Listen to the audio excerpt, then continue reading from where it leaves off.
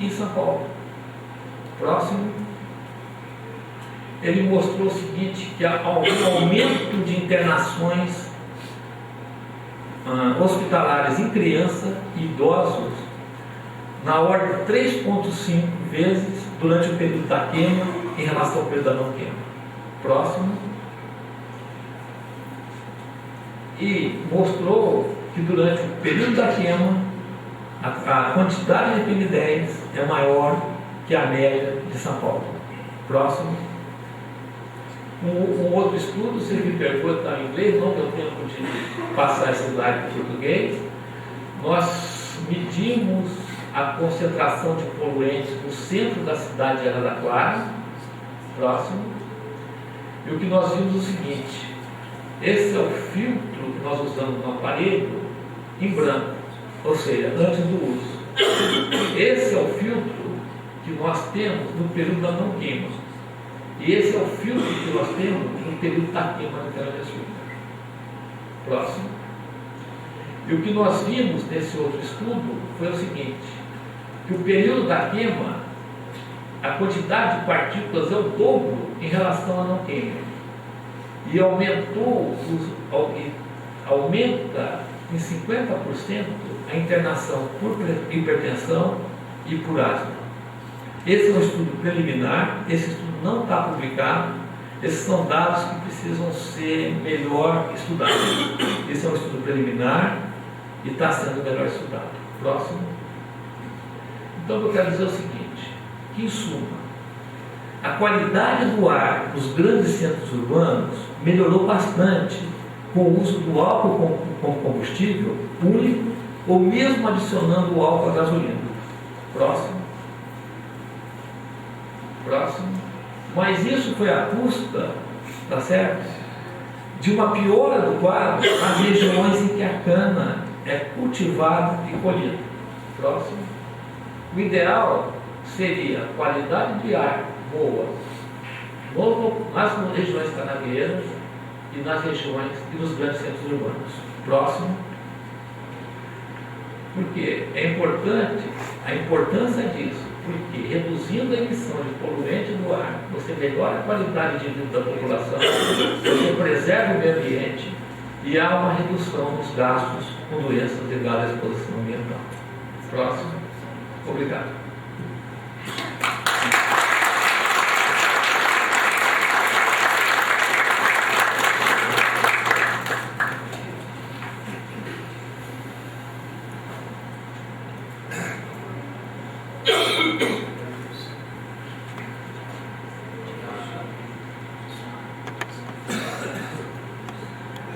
Queremos agradecer essa palestra do Dr. Marcos Arbex, que foi extremamente atencioso conosco quando nós ligamos a primeira vez para convidá-lo a vir marcar presença aqui na nossa audiência. Ele estava atendeu o celular, estava no meio do trânsito, parou, nos atendeu e sem pensar muito, falou: não, pode contar comigo, estarei em Barretos. E muito obrigado, doutor, por essas explicações.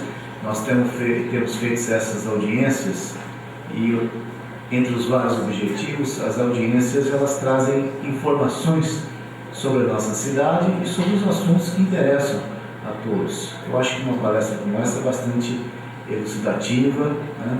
Ela traz informações importantes e preocupações também. Nós gostaríamos de pedir, inclusive, aos delegados que estão presentes, os delegados eleitos nas audiências regionais, que nós depois, ao final, nós vamos votar uma proposta de inclusão de algum artigo no plano diretor, não que a votação será feita ao final dos debates, inclusive.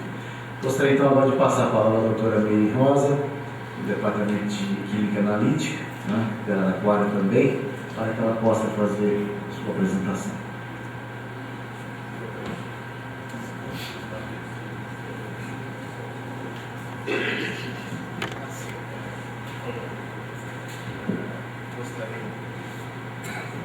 Gostaria, doutora, de marcar a presença aqui também do vereador Olímpio Jorge Nabenha, o nosso amigo Elvinho, da minha colega secretária do Meio Ambiente, de Cássia Rocha, também aqui prestigiando essa audiência pública. Boa noite a todos. Eu faço minhas as palavras do Arbex também. É muito bom estar aqui, principalmente porque aqui eu represento a universidade pública, né? O Arbex também, né? Que dá aula na Paulista de Medicina. Mas aqui eu me sinto representando a universidade pública, representando a Unesp, que tem uma característica bastante peculiar e associada a essa questão que a gente está conversando aqui, que é a produção agrícola ou agroindustrial. A Unesp está disseminada, então, por todo o estado de São Paulo, são 27 cidades, e este assunto está diretamente relacionado a essa característica interiorana dessa universidade. Então, eu me sinto muito feliz por estar aqui e poder contribuir um pouco com essa discussão. Bem, no Instituto de Química nós estudamos a queimada de cana há 14 anos e o que eu trago aqui para vocês é um pouquinho do que a gente tem estudado. Próximo. Bem, o Arbex já falou muito bem, com muita propriedade, sobre as partículas que são oriundas da queima de biomassa. O que me preocupa, o que tem me ocupado nesses anos todos de estudo, é a constituição dessas partículas. Não só a partícula em si, como o Arbex tem se preocupado e é muito importante, mas também os constituintes que existem nessa partícula, né? Eu investigo a parte química e tenho associado a mim, então, outros grupos que investigam a parte biológica ou de saúde. Bem, então, as queimadas, elas são, a tradução delas seria a queima incompleta de biomassa vegetal, seja ela qual for, né? Disso resultam inúmeras substâncias, incluindo os hidrocarbonetos policíclicos aromáticos, que é o grupo de substâncias ao qual eu tenho me dedicado todos esses anos. O corte da cana após a queima também significa, né, ou tem um potencial de exposição do trabalhador via dérmica, né, via inalatória e também via digestiva, uma vez que esse trabalho é árduo e, portanto, o trabalhador arfa, né, respira pela boca enquanto ele executa a sua atividade. Próximo. Quem são esses fulanos, esses hidrocarbonetos policíclicos aromáticos? Bom, não interessa muito a fórmula química, porque em geral todo mundo tem um certo horror à química, né? Eu protesto veementemente contra isso, mas por isso eu não trouxe as estruturas químicas, que de nada interessariam. O que importa é o seguinte, que eles são provenientes da queima incompleta de biomassa, seja ela vegetal, animal ou fóssil. Então, tanto faz a gente queimar a cana, ou fazer as chamadas queimadas urbanas, né, quando eu queimo o terreno para limpá-lo, ou incinerar um corpo, né, no incinerador, um crematório, por exemplo, né, ou queimar combustível nos motores automotivos, né, os nossos automóveis e caminhões. Então, sempre esses poliaromáticos estarão presentes nessa resultante desta queima. São dezenas de substâncias, essa classe é muito numerosa. Né? Nos interessam particularmente 16 deles, porque são os mais estudados. Mas, na verdade, são centenas até, não só dezenas. Alguns dessas substâncias são mutagênicos e outros são carcinogênicos. Trocando em miúdos. Mutagênico, ele vai causar uma alteração na carga genética da célula. Ok? Então, altera o DNA da célula.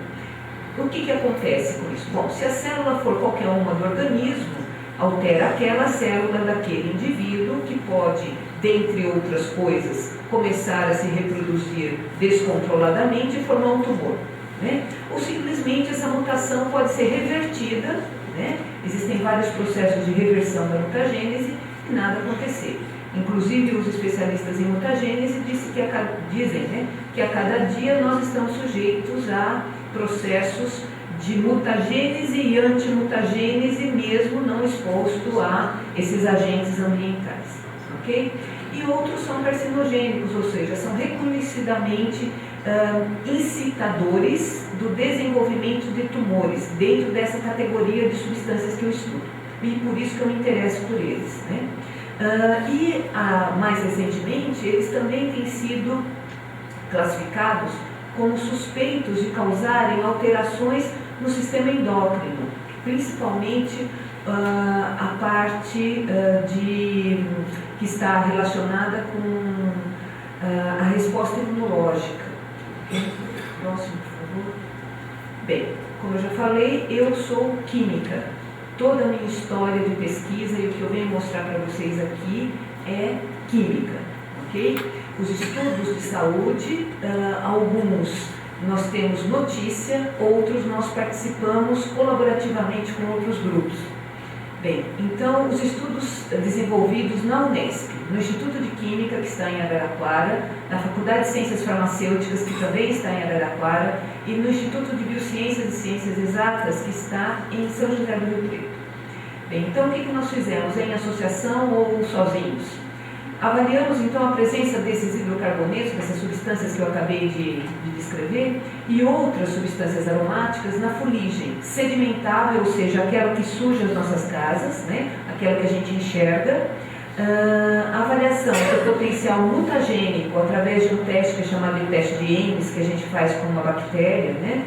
Na urina dos trabalhadores expostos, portadores de cana, que foi feito em associação entre o Instituto de Química, a Faculdade de Farmácia e o IBILSE, a avaliação da concentração de um indicador, né, que a gente mede na urina dos trabalhadores, que foi feito em conjunto entre o Instituto de Química e o IBILSE, e a avaliação do potencial mutagênico com 2 tipos de testes, então não só o Ames, mas também o micronúcleo, do qual o professor Arbex também participou, e da composição, em termos de hidrocarbonetos policíclicos aromáticos, do material particulado atmosférico, partículas, então PM10, que são aquelas que são inaláveis, né, mas não são aquelas tão pequenas que chegam até os mais recônditos alvéolos pulmonares, feito em conjunto então entre o Instituto de Química e a Faculdade de Farmácia. O que a gente tem até o momento? Me desculpe essa transparência tão densa, isso pedagogicamente é horrível, me desculpe, mas eu tive tempo para preparar essa apresentação hoje à tarde. Então, vamos lá. O que nós temos? Bom, primeiro, esses hidrocarbonetos estão presentes na fuligem resultante da queima de cana, tanto do material depositado quanto aquele que nós inalamos. Então, aí começa a casar com os estudos do Arbex. Ou seja, ele viu que as partículas sozinhas, elas causam aumento da incidência dessas afecções respiratórias e também das doenças cardiovasculares pré-existentes, né? Então agora tem mais um dado, ou seja, essas substâncias que são potencialmente mutagênicas e carcinogênicas, elas também estão nessas partículas, que também chegarão até lá os nossos pulmões, né? A urina dos cortadores de cana apresenta mutagenicidade maior do que um grupo controle. Isso significa que os trabalhadores que cortam a cana queimada, eles estão expostos de uma maneira muito importante, que merece maior investigação, a hidrocarbonetos policíclicos aromáticos do que outros trabalhadores que não têm essa atividade. O que mais que a gente tem? A concentração dessas substâncias, dos hidrocarbonetos policíclicos aromáticos, no material particulado é maior na safra do que na entre-safra, variando essa concentração então entre 3 e 10 vezes mais, ou seja, nós temos uma exposição muito importante na época da safra. Essas amostras foram coletadas no Instituto de Química, que é um local que não tem uma outra fonte de contaminação por hidrocarbonetos policíclicos aromáticos que poderia ser a vilã. Então a única vilã que nos sobra é a queimada de cana. E essas concentrações, elas são similares, como também mostrou o Arbex, para material particulado. Então a concentração de poliaromáticos também é similar entre Araraquara na safra e São Paulo. Eu tenho umas tabelas com números, eu achei que seria um pouco de gesto mostrá-los, mas se vocês quiserem ver depois eu posso mostrar. Outra coisa, a mutagenicidade desse material particular, dessa fuligem fina, é substancialmente maior na safra do que na entre-safra, porque a mutagenicidade ela não é causada apenas pelos poliaromáticos, mas também por outras substâncias que estão presentes nessa fuligem. E finalmente o hidroxipireno urinário para os cortadores é mais elevado do que para o grupo controle. e similar a outras categorias profissionais.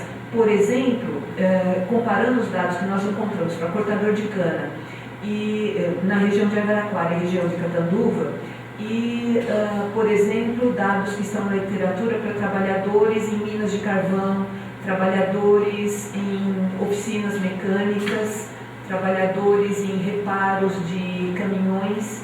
Então, essa exposição do cortador de cana a céu aberto é similar a desses trabalhadores em ambientes fechados. Então, próximo. Desculpe, isso aqui são as publicações que nós já fizemos, né, no nosso grupo de pesquisa. São dados que estão publicados, então, em revistas internacionais, são teses, são, por exemplo, a Gisele, que foi mencionada aqui pelo vereador, ela foi aluna do meu grupo, ela não é médica, ela é química, e ela defendeu a tese dela no meu grupo, e a tese dela está aí também. Bem, disso tudo o que a gente tem? Do ponto de vista químico especificamente, nós temos esses dados que ainda são dados só químicos, mas já muito preocupantes do ponto de vista químico-ambiental. Significa que Araraquara, porque esses dados são de Araraquara, mas eu diria, assim, numa aproximação livre, que qualquer cidade rodeada por canaviais deva ter uma realidade similar a essa que nós encontramos para Araraquara. Então, significa que Araraquara, uma cidade com uma industrialização não poluente ou com uma poluição não importante em termos de poliaromáticos, com uma frota de veículos movido a combustível fóssil relativamente pequena, ela tem uma contaminação em termos de poliaromáticos similar a São Paulo. Isso é muito preocupante, né? Não era de se esperar que fosse assim. Uma cidade como a nossa, de menos de 200 mil habitantes e com uma atividade econômica não poluidora, ou predominantemente não poluidora, excetuando-se então a queimada de cana, né? Não era para que nós tivéssemos a nossa qualidade de vida afetada pelas condições ambientais. Então, só isso já é um fato muito importante de ser investigado. Nós ainda não temos dados de saúde relacionando a exposição a poliaromáticos da população e o que está acontecendo em termos de prevalência de câncer, por exemplo. Será que as cidades canavieiras, entre aspas, têm uma predominância maior de câncer ou de mutações do que cidades que não tenham essa queimada de cana, que não tenham essa atividade? Isso nós ainda não sabemos. Então, esses estudos estão para serem feitos. Mas esses dados que nós temos, eu torno a repetir, eles são preocupantes e eles indicam a necessidade de maiores investigações, por um lado, que é o nosso lado, então, dos investigadores, dos pesquisadores na universidade, em centros de pesquisa, e, por outro lado, políticas públicas que levem, então, ao equacionamento dessa situação, né? Que isso seja, então, minimizado ou, se possível, erradicado. Ok? Eu estou à disposição para as questões.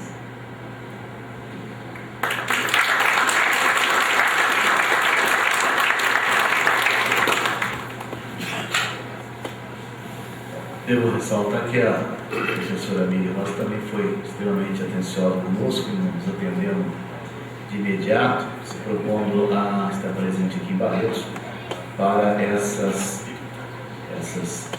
contribuição valiosíssima, né, para a discussão do nosso plano diretor.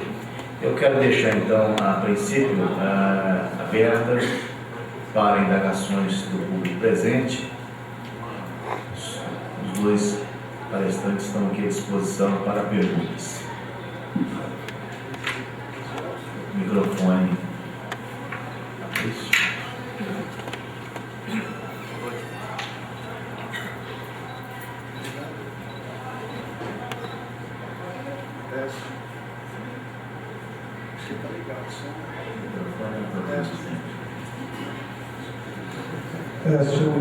Ok.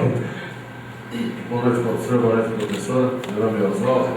Eu achei interessante, professor, que na minha maneira leiga de analisar, a partícula tamanho 10, nós conseguimos absorvê-la na parte superior, isso, e a partícula tamanho menos 1, internamente bom. E onde está essas outras partículas de 10 a 8? Onde elas se situam? Nós mostramos o mecanismo do núcleo ciliar. Muito bom. Eu mostrei o núcleo. O núcleo segura as partículas e os cílios empurram, como se fosse uma escada rolante, como se fosse uma esteira rolante, em que a roda é os cílios e que a esteira propriamente dita é o núcleo. Quando você sobe numa esteira rolante ou numa escada rolante, você é levado por ela, tá certo? Vamos supor que a partícula seja maior que 2,5. O que acontece é o seguinte: essa partícula, você, a pessoa, é a partícula, a escada rolante ou a esteira rolante é o núcleo, e a roda embaixo da esteira ou da escada é o cílio. Ele é levada para fora, ou é deglutido, ou é jogado fora. Boa noite, professores. Boa noite, presidente. Boa noite, Lúcio Barroso. Represento a região norte de Barretos. Pelas duas palestras, a gente ouviu que a queimada da cana causa o câncer. A queimada de combustíveis fósseis causa câncer. Então, surge um problema. Como é que nós vamos deixar de andar de automóvel? Porque o combustível fóssil nada mais é daqueles animais que morreram há muitos, há milhares de anos, e formou-se o combustível que é a gasolina, o diesel, o petróleo. Então, eu não vejo uma possibilidade nisso, nós queremos só acusar a cana. Agora, tem que se ter uma proposta. Me surgiu agora uma ideia: se a prefeitura é responsável pela limpeza da cidade, ela pode também ser responsabilizada pela limpeza ambiental. Então nós vamos delegar isso às prefeituras. Como? O corte de cana hoje pode ser feito, eu tenho notícias que saiu uma máquina pela Roland, uma produtividade muito grande, mas é uma máquina cara. Esses valores, não sei se o empresário assumiria isso e como que a usina pagaria isso, mas se a máquina foi feita, porque ela é capaz de competir com a mão de obra humana. Como ela é cara, ela vai necessitar de um financiamento tipo BNDES, mas se for pelo empresário, ele vai querer uma garantia, que aquela máquina vai ter uma sobrevida de 1, 2 anos e que a cana será cortada daquela maneira e por aquele preço X combinado com a usina. O usineiro, hoje, ele não foca mais em cortar cana, ele não foca mais em plantar cana. Isso tudo é empreitado. Quer dizer, se nós tiramos do trabalhador o corte da cana, por outro lado, nós vamos dar a ele o plantio da cana. E ficaria esse corte que está causando toda essa polêmica, que eu acho normal, acho certo. E nós vamos tirar a poluição da cana, mas a poluição do petróleo vai continuar. Porque enquanto não inventar outro combustível, que inventaram um combustível que chama álcool, que ajuda a acabar com a poluição do petróleo, que foi falado pelo nosso professor. Agora, ela ajuda numa parte, mas no começo dela, que para colher, ela atrapalha. Então, a proposta é essa, fica sob a responsabilidade da prefeitura, do governo do estado, porque são eles que mais arrecadam. Toda a cana produzida dentro do município de Barretos, o ICM, que significa 12% do valor da cana, vem para o município, para a prefeitura. E o estado, a parte do ICM tem uma quarta parte do município, que é de 12% ao total, uma parte fica no estado e uma parte volta para o município. É uma participação. Se é grande ou pequeno, cabe aos dois órgãos resolver para quem fica a maior fatia do tributo. Então nós não estaríamos onerando nem a prefeitura, nem o governo do estado. nós estaríamos simplesmente responsabilizando o Estado e a Prefeitura a cumprir o papel que cumpre a eles. Manter a limpeza da cidade, mas também da poluição do ar. Mas quem está poluindo o ar não é a Prefeitura. O que é isso? Que absurdo que é Peraí, esse? fala, quem é? Quem está poluindo o ar não é a Prefeitura. Pois é, mas a Prefeitura, eu sei, a Prefeitura está recebendo um valor muito grande. O ar não é a Prefeitura. O senhor não pode responsabilizar a Prefeitura. Não é a Prefeitura que suja a cidade também, ela tem que acabar uma limpeza pública. Bom, é a sua opinião, eu respeito, o senhor deve ser Isso aí é respeito. chamar todo mundo aqui de otário. Não, longe disso. Longe disso. Não é a Prefeitura que suja a cidade, mas ela é responsável pela Não, por limpeza. isso não. Quem tá Oh, filho de Deus, é por toda a limpeza, seja o que for que cair na cidade, ela tem que está limpar. responsabilizando a Prefeitura por uma coisa que ela faz. Vamos ao progresso para facilitar. Que absurdo que é isso? É ridículo. Responsabilizando, nós estamos aqui com o intuito de solicitar, de resolver, de digerir, de responder todas essas questões. Nós estamos, foi muito... Seria bom que você desse sua opinião. Como é que resolve? das questões... Momento, por favor, vamos a Tratou-se das questões a nível interno, de pulmão, de órgãos internos. A gente sente o problema na pele, nesse interno. A incidência de CA de pele está aumentando. É uma coisa assim que dói. Então, nós estamos aqui nesses debates, nessas reuniões, para responsabilizando. Hoje não nos cabe responsabilizar mais ninguém. Eu acho que cabe atitudes,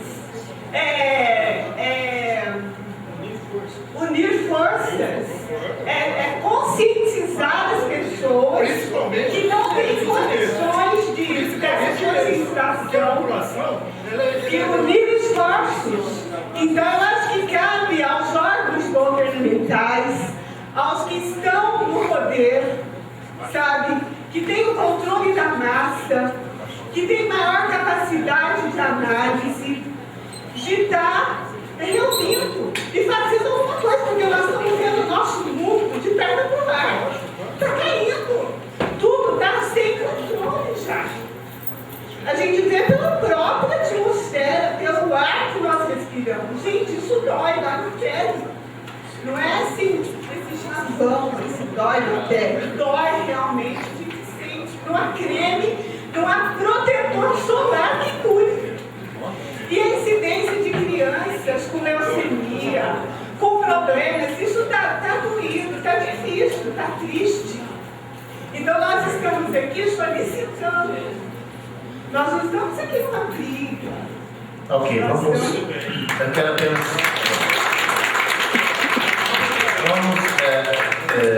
Vamos deixar em aberto. Nós temos nessas audiências deixado assim, um debate, de certa forma, correr para as pessoas se manifestarem. Nós vamos direcionar a nossa discussão esta noite para o seguinte: foi feita uma proposta na audiência pública temática que nós fizemos sobre saneamento básico e meio ambiente, de se discutir especificamente a questão da queimada da cana-de-açúcar, para se ver a possibilidade de colocar no plano diretor, autorizando, fica proibida a queimada da cana, de acordo com uma lei ordinária que vai regulamentar, né, de acordo com o procedimento de ano a ano. É isso que nós vamos discutir aqui. Se nós vamos estar provando hoje, para colocar no anteprojeto, que vai para discussão na conferência, nós vamos colocar essa proibição. Né?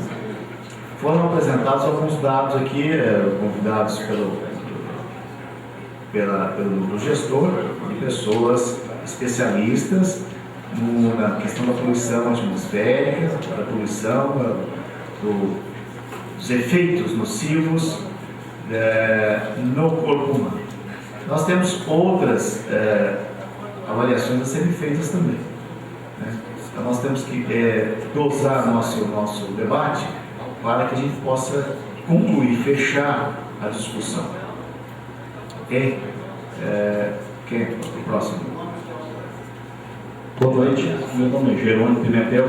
Eu entendi o que o senhor Nilson disse. Quando ele disse responsabilizar a prefeitura, estava querendo dizer que a prefeitura, como responsável pela arrecadação de impostos, e ela arrecada os impostos, e ela é responsável por gerir esses impostos, então, através desses impostos é que ela faria a fiscalização. Eu entendi o que ele disse, que foi isso.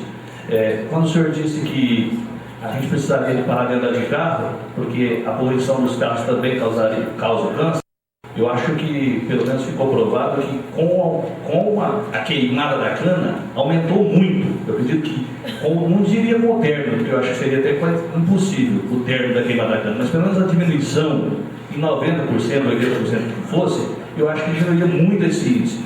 É isso aí que é o objetivo. Eu acho que existem leis para isso e a prefeitura tem que fiscalizar sim e cobrar, e cobrar dos usineiros, claro, eles que são responsáveis, porque quem ganha, a gente sabe que quem ganha mais com a queima da cana, ou seja, com o plantio da cana, é o usineiro. Então a prefeitura tem que cobrar mesmo porque já existe lei. A grande verdade é que, assim como quase tudo no Brasil existe lei, não é colocar aí e ela não é respeitada, a lei da cana também não é respeitada.